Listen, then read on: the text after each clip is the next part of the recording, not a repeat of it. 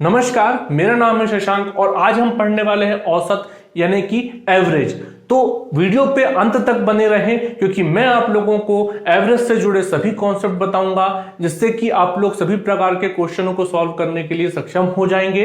अगर आप इस वीडियो को देख रहे हैं, कोई नया व्यक्ति देख रहा है तो कृपया चैनल को सब्सक्राइब कर लें क्योंकि मैं ऐसे वीडियो रोजाना लेकर के आता रहूंगा आपके पास में। जैसे कि मैंने कल की क्लास में घातांक एवं करनी पढ़ाई थी और उसके सारे जितने भी प्रकार के क्वेश्चन होते हैं वो सारे सॉल्व कराए हैं। तो एक वो सुपर क्लास बन गई क्योंकि मैंने घातांक एवं करनी में ऐसा एक भी क्वेश्चन का टाइप नहीं छोड़ा है जो आपको एग्जाम में पूछा गया हो, है ना।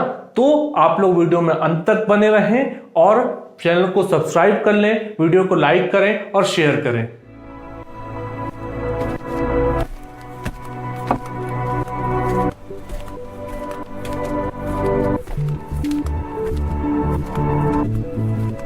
सभी लोगों का स्वागत है आपके अपने YouTube चैनल हॉरिजॉन में, जहां पर मैं आपको पढ़ाने वाला हूं आज औसत।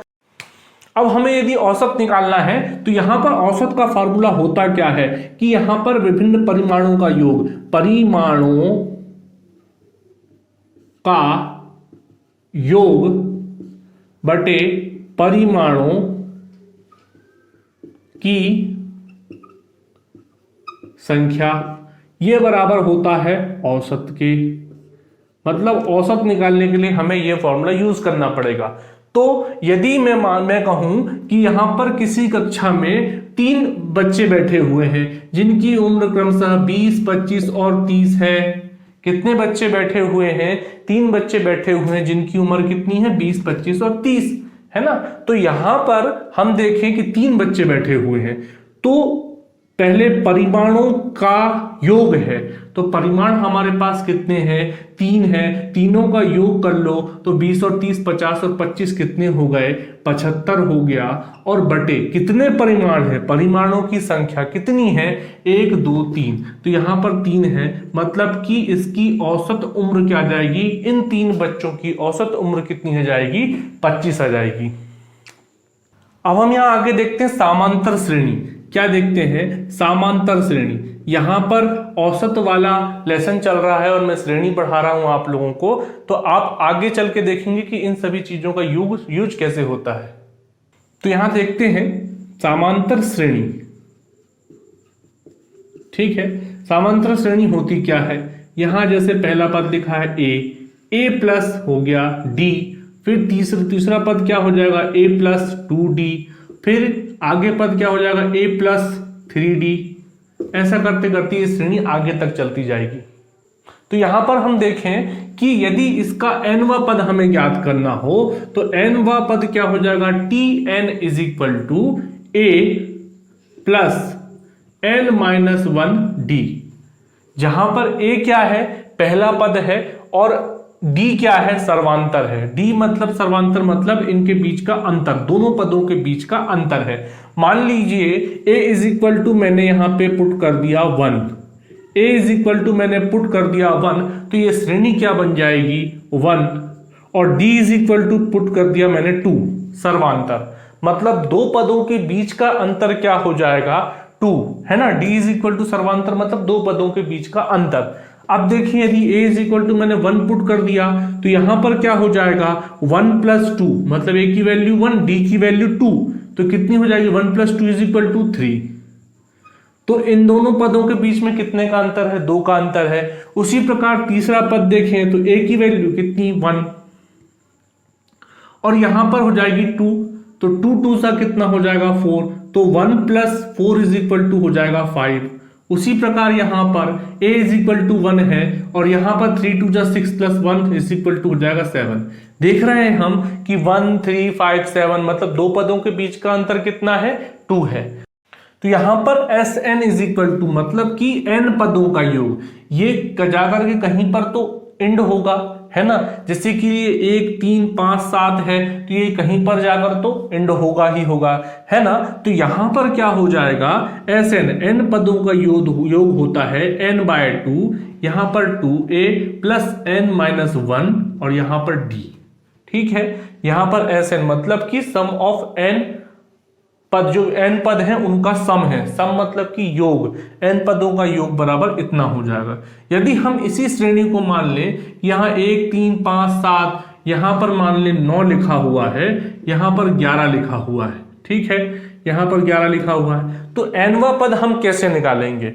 nवा पद निकालेंगे इस इक्वेशन के अनुसार। तो यहाँ पर a की वैल्यू कितनी है? 1 है, और यहाँ पर प्लस है,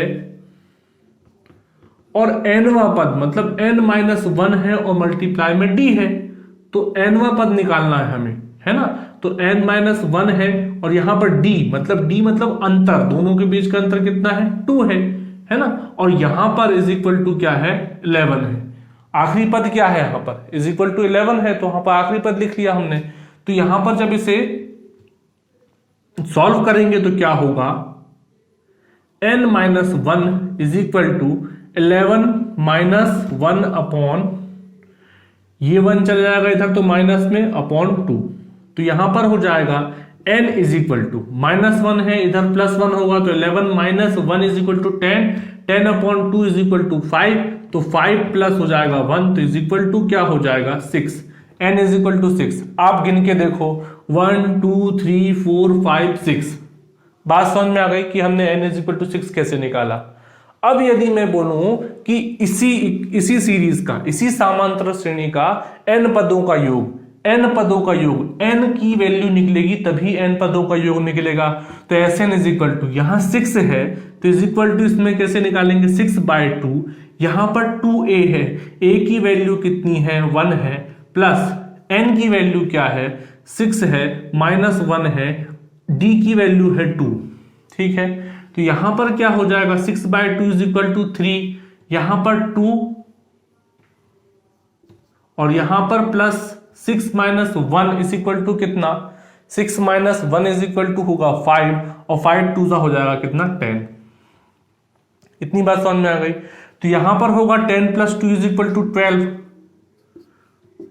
12 मल्टीप्लाई बाय 3, है ना। 12 3 जा 36, आंसर। ये 36 क्या हो जाएगा? इसका आंसर हो जाएगा। आप ऐसे ऐड करके देखो, 3 + 1 is equal to 4, 4 + 5 is equal to 9, 9 + 7 is equal to 16, 16 + 9 is equal to 25, और 25 + 11 इज इक्वल टू 36। हमने ऐसे भी ऐड कर लिया, और ऐसे भी मैंने फॉर्मूले से बताया आप लोगों को। जब किसी बड़ी श्रेणी को हमें दिया गया हो, कोई बड़ी श्रेणी दी हुई हो, यहां पर जैसे लिख दिया, यहां पर जैसे लिख दिया 4 8 4 8 डेज 40, ठीक है, 40, इतना लंबा पद दे दिया। तो आप लोगों को यहाँ पे पदों की संख्या तो पता नहीं, लेकिन यहाँ पर समझ में आ रहा है कि 4 का पहाड़ा लिखा हुआ, 4 का टेबल लिखा हुआ, तो वहां 10 पद होंगे। लेकिन ऐसा कोई अलग सा टेबल दे दिया आप लोगों को, ऐसी कोई अलग सी श्रेणी दे दी, तो आप लोगों को n पदों की जो संख्या निकालनी है, nवा पद कितना है अपने पास, nवा पद कितना है? 40 है ना। तो हमें n इज इक्वल टू निकालना, मतलब पदों की संख्या निकालनी है, तो वो निकलेगी इस फॉर्मूले से जो कि लिखा हुआ है ये। अब हमें n पदों का योग निकालना है, तो वो निकलेगा इस फॉर्मूले से। तो इस फॉर्मूले को रट लें बिल्कुल। ये आप लोगों को हर क्वेश्चन में लगभग मेरे ख्याल से औसत के किसी न 2 प्रकार के क्वेश्चनों में आपको जरूर काम आएगा, जहां n पद फाइंड करने हो और जहां पदों का योग फाइंड करना हो, ठीक है। अब हम यहां दूसरा देखते हैं, प्रथम n प्राकृत संख्याओं का योग, प्रथम n प्राकृत संख्याओं का योग, है ना। तो यहां पर n प्राकृत संख्याओं का योग मान लो क्या है? प्रथम n प्राकृत, मान लो क्या होती है ये प्रथम से? 1 + 2 + 3 + 4 + 5 + 6 किया, डेस करके n कर दिया यहां पर। तो इसका फॉर्मूला क्या हो जाएगा? 1/2 n + 1, ठीक है, यही हो जाएगा इसका फॉर्मूला, 1/2 n और n + 1, ठीक है। तो यहां पर यदि मैं लिख दूं, अब ये मैंने आपको फॉर्मूला बता दिया, अब यहां पर लिख दूं कि 25 प्रथम 25 प्राकृत संख्याओं का योग, यहाँ पे प्रथम ये 2 रहेगा और 25 प्राकृत संख्याओं का योग, इस वाले की बात कर रहा हूं। यहां पर प्रथम 25 प्राकृत संख्याओं का योग क्या हो जाएगा, यहां पे 1 + 2 + 3 + 4 जाकर के यहां चल जाएगी 25 तक। अब इसका योग क्या होगा, अब यहां पर n = पदों की संख्या है, तो यहां पे निकालने की जरूरत इसलिए नहीं है कि यहां पे n = वैल्यू आराम से 25 आ रही, क्योंकि इन पदों के बीच में अंतर नहीं है ना, अंतर नहीं है, अंतर है लेकिन एक का है और वो समांतर चला जा रहा है ना।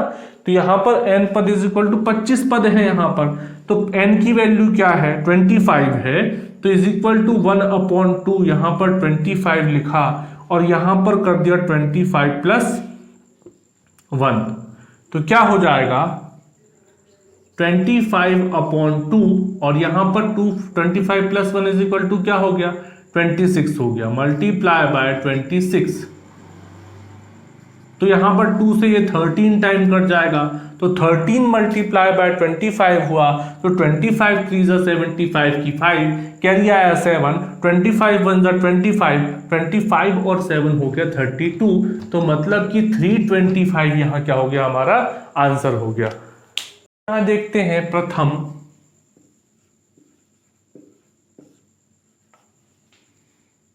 n विषम प्राकृत संख्याओं का योग, तो क्या हो जाएगा यहां पर 1 + 3 + 5 + 7 + 9 2n - 1 = n का स्क्वायर। कोई भी विषम प्राकृत संख्याओं की श्रेणी हो प्रथम, ठीक है, प्रथम के लिए ये फॉर्मूला लगेगा n का स्क्वायर। अब यहां पर सवाल उठते हैं 2 से 3 सवाल।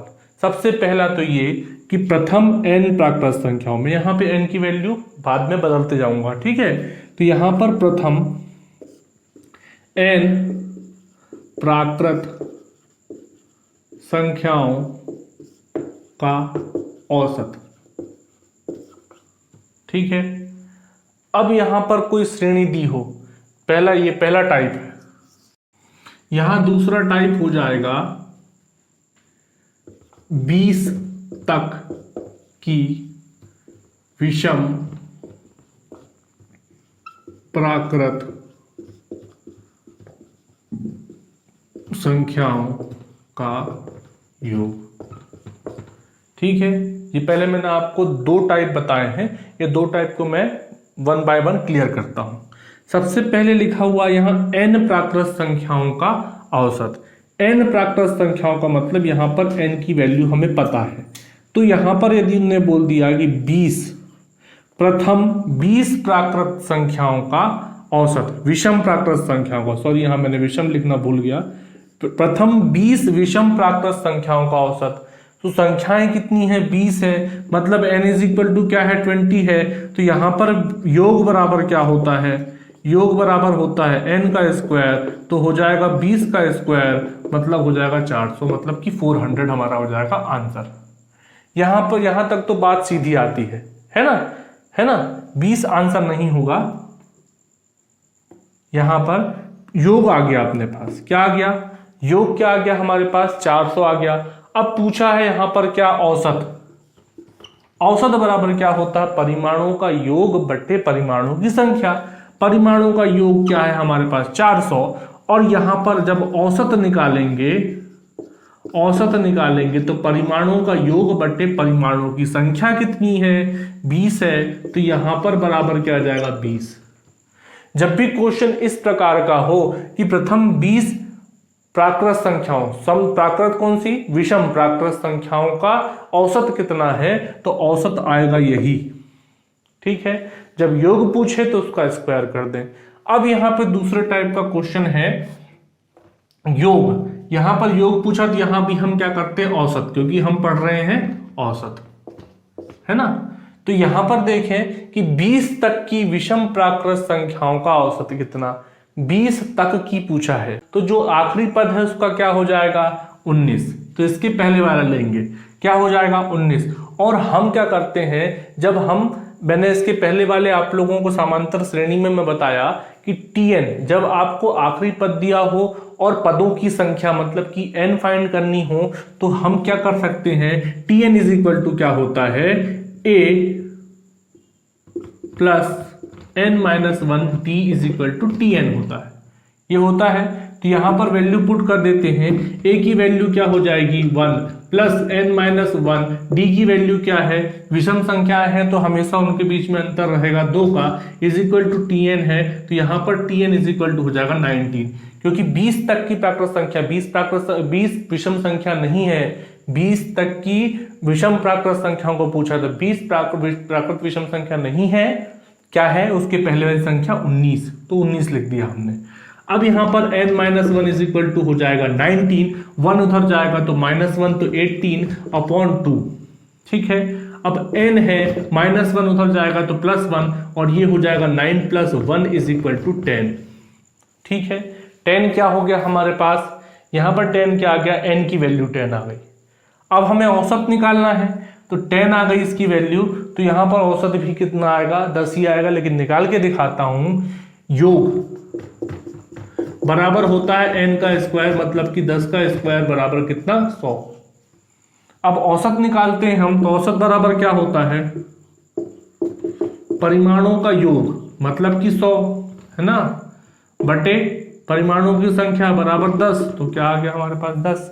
अब यहां पर देखते हैं कि प्रथम n सम प्राकृत, या लिख सकते हैं इसको प्राकृत, प्रथम n प्राकृत सम संख्याओं का योग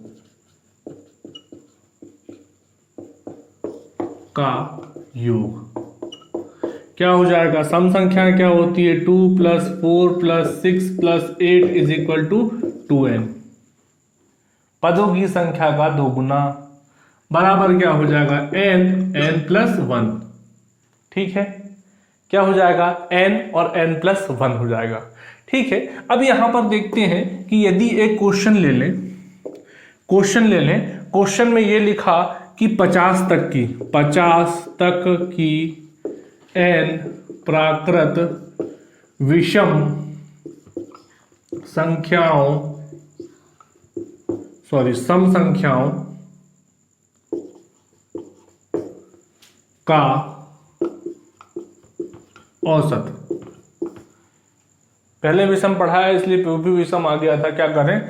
अब यहां पर सम संख्याएं हैं तो हमें 50 तक की सम संख्याओं को क्या करना है, औसत निकालना है। अब मैं 50 पदों को नहीं बोलूंगा, 50 तक की बोलूंगा, क्यों, क्योंकि मुझे यहां पर n की वैल्यू फाइंड करनी पड़ेगी, और जब मैं n की वैल्यू बार बार फाइंड करूंगा, फॉर्मूला लगाऊंगा, तो आप लोगों को फॉर्मूला रट जाएगा, है ना। तो यहां पर देखते हैं हम कि n की वैल्यू निकालनी है। अब यहां बोल रहा है 50 तक की, तो n is equal to Tn is equal to दिया हुआ है यहां पर 50, ठीक है। Tn इज इक्वल टू हमारे पास क्या दिया हुआ है, 50 दिया हुआ, तो Tn की वैल्यू क्या हो जाएगी, a, मैंने बताया था पिछली बार में, a plus n minus 1d, लिख देता हूं a plus n minus 1d। a की वैल्यू क्या है 2, पहला पद क्या है 2 है, प्लस हो जाएगा n माइनस 1, n की वैल्यू हमें फाइंड करनी, d मतलब यहां पर भी 2 का अंतर है, बराबर कितना 50। यहां 2 उठ के इधर जाएगा तो हो जाएगा क्या, ये 48/2, n minus 1 is equal to 48/2 हो जाएगा। n इज इक्वल टू हो जाएगा 48/2 मतलब कि 24, और यहां पर 1 माइनस 1 इधर उठ के जाएगा तो +1, तो इज इक्वल टू 25। कितना आ गया, ये 25 आ गया, मतलब n की वैल्यू क्या है 25 है।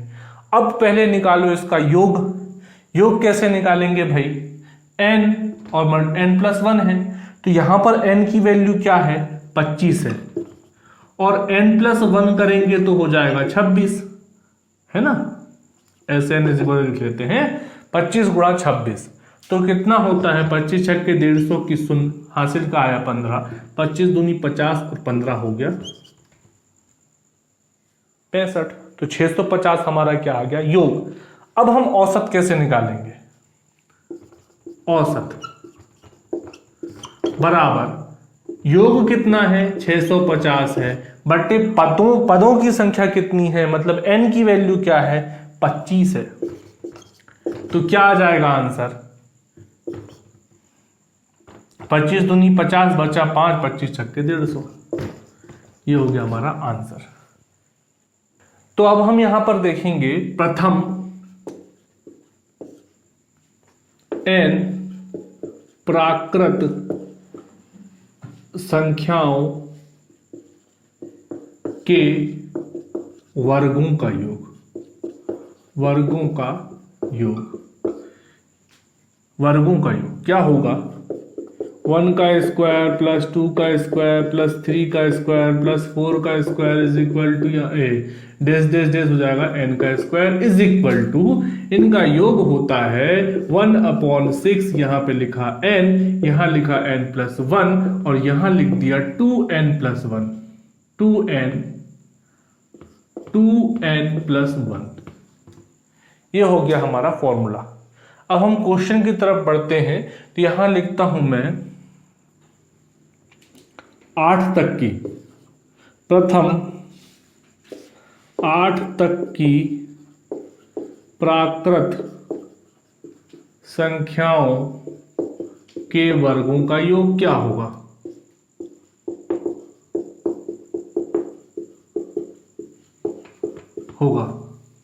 वर्गों का योग क्या होगा, ठीक है। तो यहां पर n की वैल्यू क्या आ जाएगी, 8। साफ है कि प्रथम 50 बोल दे, 60 बोल दे, 70 बोल दे, तो हमको क्या पता लगेगा कि 70 पद है, 8 पद है, इसमें कोई ज्यादा झंझट वाली बात नहीं है। प्रथम 8 तक की प्रथम संख्या मतलब प्राकृत संख्याओं के वर्गों का योग पूछा है। तो यहां पर n इज इक्वल टू क्या है, 8 है। तो यहां पर फॉर्मूले में वैल्यू पुट करेंगे तो 1/6 हो जाएगा, n की वैल्यू है यहां पर 8 और यहां पर n+1 है, तो यहां पर हो जाएगा 8 + 1 इज इक्वल टू 9 और यहां पर हो जाएगा 2n है, तो n की वैल्यू है 8, तो 8 2 16 + 1 इज इक्वल टू 17।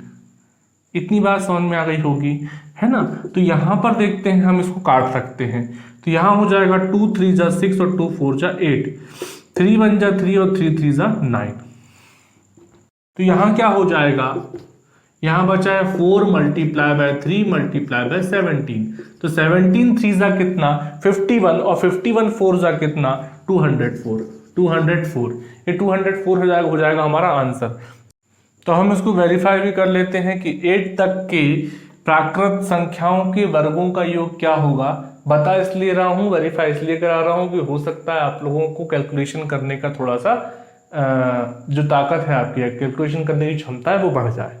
तो क्या मैं डायरेक्ट स्क्वायर लिखूंगा यहाँ पर, 1 + 4 + 1 5 है ना, 5 + 9 is equal to 14, 14 + 16 is equal to 30, 30 + 25 is equal to 55, 55 + 36 कितना, 91, 91 + 49 इज इक्वल टू 140 और 140 + 64 इज इक्वल टू 204।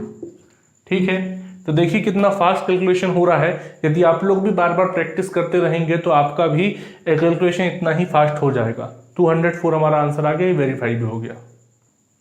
अब हम अगला देखते हैं यहां पर, प्रथम n प्राकृत संख्याओं के घनों का योग क्या हो जाएगा, 1 का क्यूब प्लस 2 का क्यूब प्लस 3 का क्यूब इज n का क्यूब इज इक्वल टू क्या होता है, 1/2 n + 1 का होल स्क्वायर।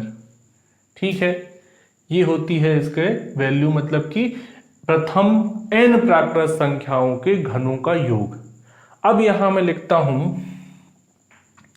प्रथम 10, n की जगह मैं 10 पुट किया, 10 पुट किया, 10 प्राकृत संख्याओं के घनों का योग। अब यहां पर n की वैल्यू तो बिल्कुल पता ही है हमको, 10 प्राकृत संख्याओं का बोला है, मतलब कि ये 10 हो गई, है ना। तो यहां पर देखें तो वैल्यू पुट करें हम यदि, तो यहां पर क्या होगा, 1/2 है, n की वैल्यू कितनी है भाई 10 है, और यहाँ पे 10 + 1 = हो जाएगा 11, और ये पूरे का क्या हो जाएगा स्क्वायर, क्या हो जाएगा स्क्वायर। सॉल्व करते हैं, 2 5 हो जाएगा कितना 10, 2 5 क्या हो जाएगा 10, और 5 11 कितना 55, और 55 का स्क्वायर मतलब कितना 25, और यहाँ पर 30, मतलब 3025 हो गया हमारा आंसर। मतलब कि 10 तक की प्राकृत संख्याओं के घनों का योग क्या हो गया हमारा 3025।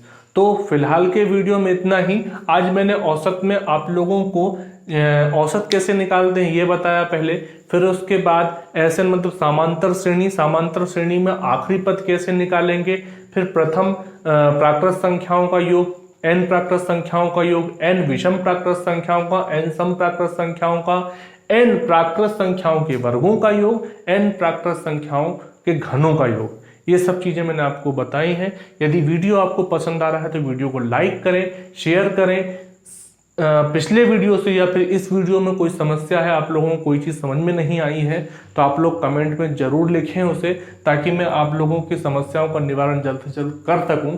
और यदि आप वीडियो पर नए हैं तो आप चैनल को सब्सक्राइब करें, और मेरा वीडियो सबसे पहले देखने के लिए बेल आइकन को प्रेस करना ना भूलें।